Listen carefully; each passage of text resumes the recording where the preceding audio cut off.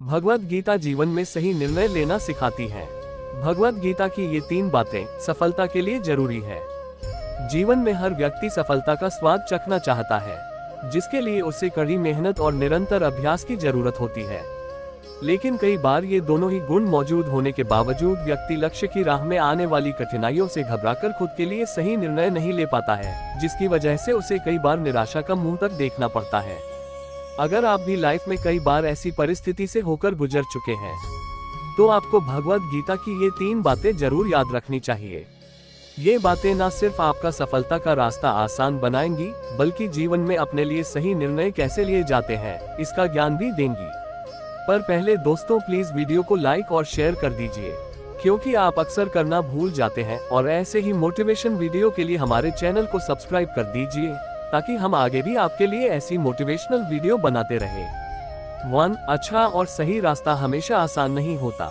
अर्जुन जब कुरुक्षेत्र के युद्ध क्षेत्र में खड़े थे, तो उनका सामना सिर्फ कौरवों की सेना से नहीं था, बल्कि उनके सामने भी 2 विकल्प मौजूद थे। पहला विकल्प युद्ध, जो मुश्किल लेकिन सही था, और दूसरा युद्ध से पीछे हट जाना, जो सुरक्षित लेकिन गलत था। अधिकांश लोगों की प्रवृत्ति असल जीवन में युद्ध जैसे कठिन निर्णयों का सामना करने से बचने की होती है। लेकिन गीता में श्री कृष्ण कहते हैं कि कर्तव्य के स्थान पर आराम को चुनना बुद्धिमानी नहीं है। जो कठिन है उससे दूर नहीं भागा जा सकता है, व्यक्ति यह जानते हुए भी कि उसके लिए क्या सही है। कोई कदम उठाने से झिझकता है क्योंकि यह उसके लिए असुविधा पैदा कर सकता है।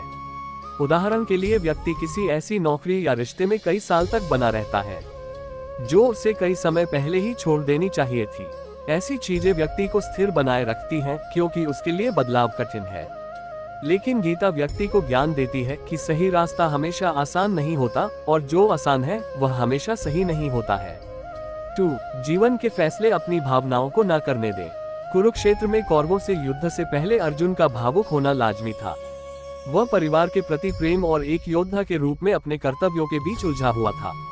शुरुआत में उसने कुरुक्षेत्र के युद्ध को सिर्फ भावनाओं के नजरिए से देखा, लेकिन श्री कृष्ण ने उन्हें समझाया कि कभी भी अपनी भावनाओं को अपने निर्णयों पर हावी न होने दें। उन्हें महसूस करें, उन्हें स्वीकार करें, लेकिन कोई भी फैसला उनके आधार पर न करें। ऐसा इसलिए क्योंकि भावनाएं अस्थायी होती हैं, डर खत्म हो जाता है, उत्साह ठंडा हो जाता है और गुस्सा शांत हो जाता है।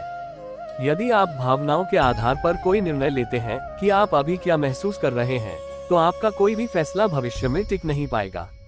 ऐसे में कोई भी कार्य करने से पहले थोड़ा रुकें और खुद से पहले ये सवाल करें कि अगर आप इन भावनाओं से दूर होकर किसी काम को करने की सोचते हैं, तो उसका परिणाम क्या हो सकता है। 3. गलत चुनाव करने का डर। श्री कृष्ण कहते हैं, अगर आप कोई भी निर्णय लेने से पहले उसकी पूर्ण निश्चितता की प्रतीक्षा करते हैं, तो आप अपना जीवन प्रतीक्षा में ही बिता देंगे। मैं विफल हो गया तो क्या हुआ? यदि यह मार्ग सही नहीं हुआ तो क्या होगा? अगर इस काम को करने के बाद मुझे बाद में पछताना पड़ा तो क्या होगा? ऐसे प्रश्नों को सोचने से बचें। तभी जाकर आप कुछ सीखकर आगे बढ़ते हैं। याद रखें, सही या गलत कोई भी निर्णय व्यर्थ नहीं जाता। अच्छा फैसला सफलता, तो खराब निर्णय आपको सबक देकर जाता है। इस बात का ध्यान रखें कि जब आप गलत मोड़ लेते हैं, तो यात्रा समाप्त नहीं होती है, बल्कि मंजिल तक पहुंचने के आपको कई और रास्ते पता चलते हैं। गलत निर्णय लेना गलती नहीं है, बल्कि असफलता के डर से कोई निर्णय ही न लेना गलती है। हार जीत के डर से कोशिश करना छोड़ देना कायरों का काम है।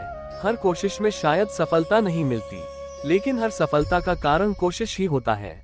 असफलता के डर को अपने सपनों के बीच की बाधा मत बनने दें, बल्कि उसे अपने सफल होने की प्रेरणा बनाएं। सपनों को साकार करने का पहला कदम है खुद पर विश्वास करना।